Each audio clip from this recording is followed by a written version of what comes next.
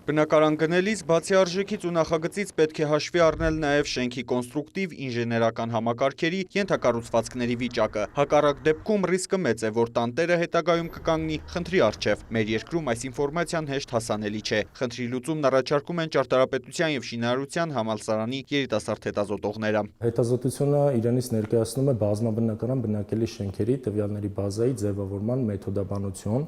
Դա տվյալների բազա է ձևավորվում ըստ մեր հետազոտության, որտեղ ներառվում են բազմաբնակարան բնակելի շենքերի համալիր տվյալներ, ինչպիսիք են ընդհանուր տվյալներ, օրինակ հասցե, տեղադիրք,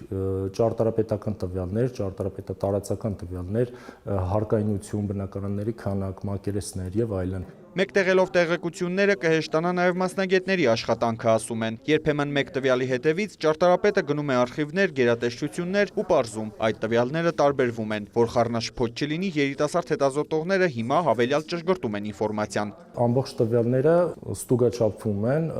վավերականացվում են եւ ներդրվում են արդեն բազա։ Շատ դեպքեր կարող են պատահել, որ որոշ տվյալներ բացակայեն կամ հավաստի չլինեն, այդ դեպքերում իրականացվելու են առաջատար տեխնոլոգիաների կիրառում։ Անհասանելի կամ թերի տվյալների հավաքագրման համար երիտասարդները կօգտագործեն նորարար սարքեր, ֆոտոհատակագիծ, լազերային սկանավորման տեխնոլոգիա եւ այլն։ Շտեմարանում նախ կներառվեն հին, ապա նաև նորակառույց բազմաբնակարան շենքերի տեղակայման, վերակառուցման մասին փաստեր։ Մենք պիլոտային վերցնենք Դավթաշեն համայնքից փոքր հատված ու դրա վրա ենք ուսումնասիրությունը արել,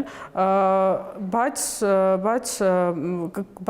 կարծում եմ, որ ապագայում կկենտրոնանանք փոքր կենտրոնի վրա, որովհետեւ այնտեղ տարաբնույթ է, շենքերը ավելի հին են։ Վստահ են, ծրագիրը կդառնա հարթակ գերատեսչությունների եւ քաղաքացիների գործակցության համար։ Այդպիսով քաղաքաշինական որոշումներ կայացնողների, ներդրումային եւ վերակառուցման ծրագրեր իրականացնողների աշխատանքը կդառնա ավելի արդյունավետ։ Արամ Արանդյան, Հովհաննես Քյուրքչյան լուրեր։